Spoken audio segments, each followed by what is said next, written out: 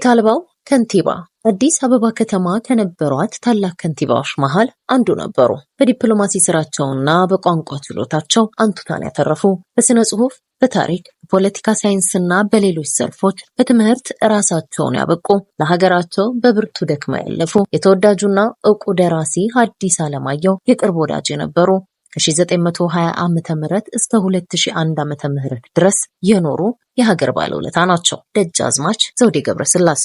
ክቡር ዶክተር ደጃዝማች ዘውዴ ገብረስላሴ ከአባታቸው ከክቡር ደጃዝማች ገብረስላሴ ባሪያጋብርና ከእናታቸው ከልዕልት ወለተ እስራኤል ስዩም በቀድሞ አጠራር በሸዋ ክፍለ ሀገር በጅባትና መጫ አውራጃ በጀልዱ ከተማ በ1920 ዓመተ ምህረት ተወለዱ። ከዚያም አባታቸው ክቡር ደጃዝማች ገብረስላሴ ከዚህ ዓለም በሞት እንደተለዩ እናታቸው ልዕልት ወለተ እስራኤል ስዩም ልዑል አልጋ ወራሽ አስፋ ወሰን ኃይለ ሥላሴን በማግባታቸው ምክንያት ፋሺስቱ የኢጣሊያን መንግስት በ1928 ዓመተ ምህረት ኢትዮጵያን ሲወር እሳቸውም ከንጉሳዊ ቤተሰብ ጋር ተሰደዱ።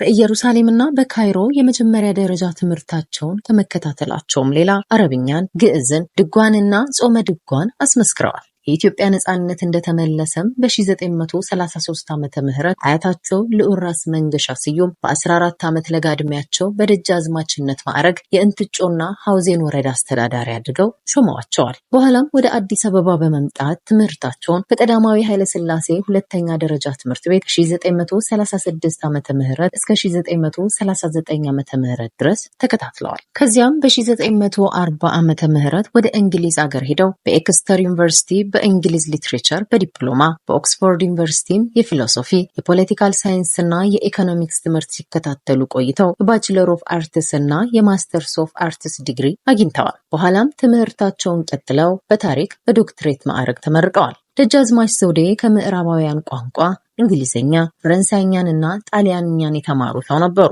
በሕይወት ዘመናቸውም አያሌ የታሪክና የምርምር መጽሐፍቶችንና መጽሔቶችን እንዲሁም ልዩ ልዩ ወቅታዊ ጽሑፎችን አሳትመው ለንባብ አብቅተዋል። ክቡር ዶክተር ደጃዝማች ዘውዴ ገብረስላሴ በመንግስት አገልግሎት በሚከተሉት የሥራ ዘርፎች ላይ ተሰማርተው ጊዜያቸውንና ዕውቀታቸውን ለሀገራቸው ለግሰዋል። በ1945 ዓመተ ምህረት በውጭ ጉዳይ ሚኒስቴር የኢኮኖሚክስ፣ የፕሬስ፣ የኢንፎርሜሽንና የአድሚኒስትሬሽን መምሪያ ኃላፊ፣ ኋላም በተከታታይ የትራንስፖርትና መገናኛ ሚኒስትር፣ የአዲስ አበባ ከተማ ከንቲባ፣ የፍትህ ሚኒስትር፣ የአገር አስተዳደር ሚኒስትርና በመጨረሻም ምክትል ጠቅላይ ሚኒስትር እንዲሁም የውጭ ጉዳይ ሚኒስትር ሆነው ሀገራቸውን አገልግለዋል።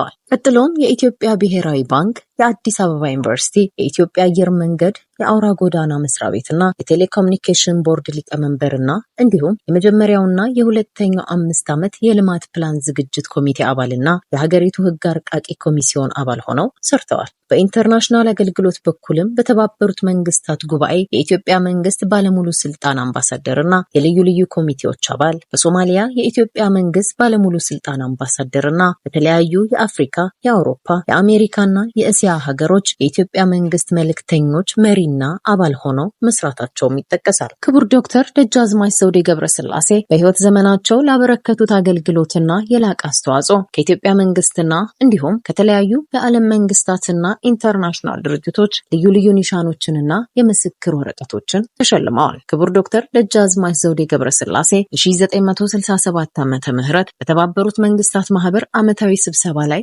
ኢትዮጵያን ወክለው ለመገኘት ወደ አሜሪካን ሀገር በሄዱበት ወቅት የደርግ መንግስት ህዳር 14 ቀን 1967 ዓመተ ምህረት 60ዎቹን ከፍተኛ የመንግስት ባለስልጣኖችና የጦር አለቆችን ያለ ፍርድና ፍትህ በግፍና በጭካኔ መጨፍጨፉን ይሰማሉ።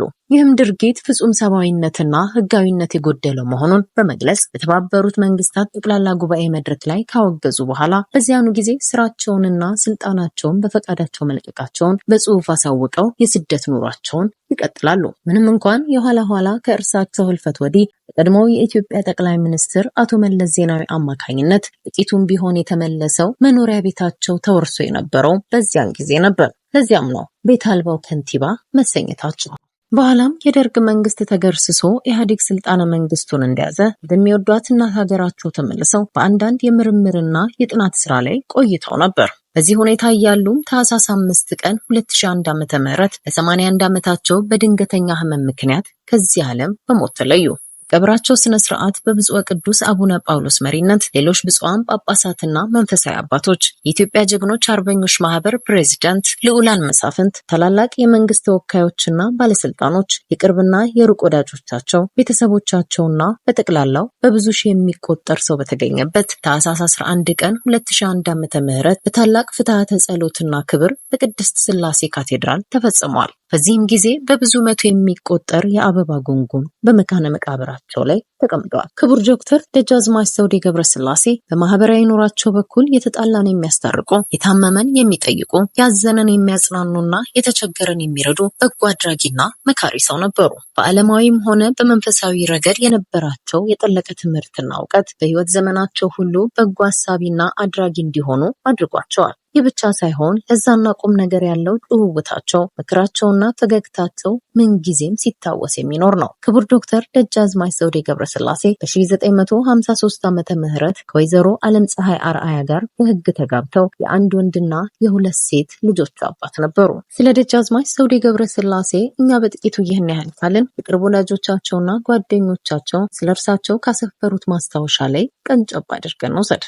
በእውነቱ የዘውዴ ገብረስላሴ ህልፈት ትልቅ ኪሳራ ነው። በዋናነት ከሚያስቆጩ ምክንያቶች አንዱ ደግሞ በ16 ዓመቱ የነበለት ግዛት አስተዳዳሪ ከመሆን አንስቶ በውጭ ጉዳይ ሚኒስትርነትና በተባበሩት መንግስታት ድርጅት ተወካይነት በማገልገል ያከናወናቸውን አስደናቂ ተሞክሮዎች የሚያጠቃልሉ ትዝታዎችን እኔ እስከማውቀው ድረስ ከትቦ ማስቀረት አለመቻሉ ነው። እኔና ባለቤቴ እንደ አውሮፓውያኑ አቆጣጠር በ1996 በተከበረው የአድዋ ጦርነት 100ኛ ዓመት ክብረ በዓል ላይ ከሱ ጋር በመታደማችን በእጅጉ ደስ ብሎን ነበር። እናም ከ2 ዓመት በኋላ በአክሱም በተደረገው ሁለተኛው የሊትማን ኮንፈረንስ ላይ ለመሳተፍ ወደ ሰሜን ባደረግነው ጉዞ አብሮን እንዲሄድ ጋበዝ ነው። ጉዞው ድንቅ የታሪክ ዳሰሳ ነበር። በመንገዳችን በተዘዋወርንበት ቦታ ሁሉ ዘውዴ ወደ ልጅነት ህይወቱ መለስ ብሎ በደሴ የሚገኘውን ልዑል ለማግኘት ከእናቱ ጋር ለ14 ቀናት በበቅሎ በመጓዝ ያሳለፉትን ገጠመኞች አስታውሰው ጫውቶናል። ዘውዴ ታሪክን የተላበሰ ዕውቅ ግለሰብ ቢሆንም ከምንም በላይ ትሁት ሆኖ መኖርን መርጦ ሁሌም ኢትዮጵያን ለማገልገል የሚቻለውን ሁሉ ለማድረግ የሚጥርና የሚጓጓ ሰው ነበር። እንደርሱ አይነት እጅግ በጣም ጥቂት ናቸው ያሉት። ፖል ሄንዝ፣ ዌስት ቨርጂኒያ፣ አሜሪካ። ከደጃዝማች ዘውዴ ጋር ለመጀመሪያ ጊዜ መተዋወቅ እድሉን ያገኘሁት ከዛሬ 60 ዓመታት በፊት እሱ በኦክስፎርድ እኔ ደግሞ በለንደን ስኩል ኦፍ ኢኮኖሚክስ ተማሪ ሆነን ነው። ስለ ሀገሩና በጊዜው በብሪታንያ ስለነበሩ ኢትዮጵያዊ ተማሪዎች ህልምና ምኞት ከእርሱ በእጅጉ ተምሬያለሁ። ከእሱ ጋር በነበረኝ የረጅም ጊዜ ወዳጅነት የቀጠለው ስለ ኢትዮጵያ ታሪክና ህዝቦቿ የማወቅና የመማሪ ሂደት የጀመረውም በዚያን ጊዜ ነበር። የኋላም እሱ እዚያው ኦክስፎርድ እያለ እኔና ሪታ ጎብኝተነው ነበር። በወቅቱ በአፄ ዮሐንስ ታሪክ ዙሪያ እየሰራ ነበር። መላው ዓለም መሰብሰብ የቻለውን የዶኩመንቶች ፎቶኮፒም አሳይቶናል። ድንቅ ነው። በኋላም የአክሱም ሐውልትን ከሮም የማስመለስ ጥያቄን አጠንክሬ እንድገፋበት አበረታቶኝ ወደ ሀገር የማስመለስ ፊርማ ማሰባሰቢያው ላይም ፊርማውን አኖረ። ዘውዴ ሁሌም በጥልቅ ታማኝነትና ለጋስነት የሚነሳ ሰው ነው። ከእውቀቱ ባህር ለኢትዮጵያውያንም ሆነ የውጭ ዜጎች ያለስስት ለማካፈል ሁሌም ቁርጠኛ የነበረ፣ በሀገሩ ታሪክና ባህል ላይ ከፍተኛ ፍላጎት የነበረው፣ በህይወቱ የገጠሙትን ነገሮች በትህትናና በቀልድ የሚቀበል፣ በመጥፎ አጋጣሚዎቹ ሳይቀር ስቆ ያልፍ የነበረ ሰው ነው። ከሁሉም በላይ ደጃዝማች ዘውዴ ሀገሩን ወዳድ፣ ወደ ዘመናዊው ዓለም በሚደረገው ቁርጠኝነት የተሞላው ግስጋሴም ሀገሩን በብዙ ያገለገለ ነበር። በእጅጉም ይናፈቃል። ፕሮፌሰር ሪቻርድ ፓንክረስት፣ አዲስ አበባ። ደጃዝማች ዘውዴ ገብረስላሴ ስለ ልጅነታቸው ያጫወቱኝ ጨዋታ ነው ብለው ዶክተር አበበ ሀረገወይን ያሰፈሩትን ለማሳረጊያነት እነሆ። ደጃዝማች ዘውዴ አባታቸው ደጃዝማች ገብረስላሴ ባሪያጋብር ሲሞቱባቸው ገና ህፃን ነበሩ። እድሜያቸው ወደ 4 እና 5 አካባቢ እንደሆነ እናታቸው ልዕልት ወለተ እስራኤል ስዩም ለአልጋ ወራሽ ይዳራሉ። በዚያን ጊዜ እናታቸውን ተከትለው ወደ ደሴ መጓዝ ነበረባቸው። ይህን የሰሙ የአባቶቻቸው ዘመዶችና ጭፍሮች የጌታችንን ልጅ ለብቻቸው አንልክም ብለው ከነሙሉ ትጥቃቸው ተከትለው ደሴ ገቡ። እዚያም ምንም አልጋ ወራሽ የንጉር ልጅ ቢሆኑም ህፃን ደጃዝማች ዘውዴም የአፄ ዮሐንስ የቀጥታ መስመር ልጅነት በእናታቸው አባት በራስ ስዩም መንገሻ በኩል ስላላቸው የሰው ቤት አይኖሩም ብለው ራቅ ብለው ሌላ ቤት ሰርተውላቸው ነበር።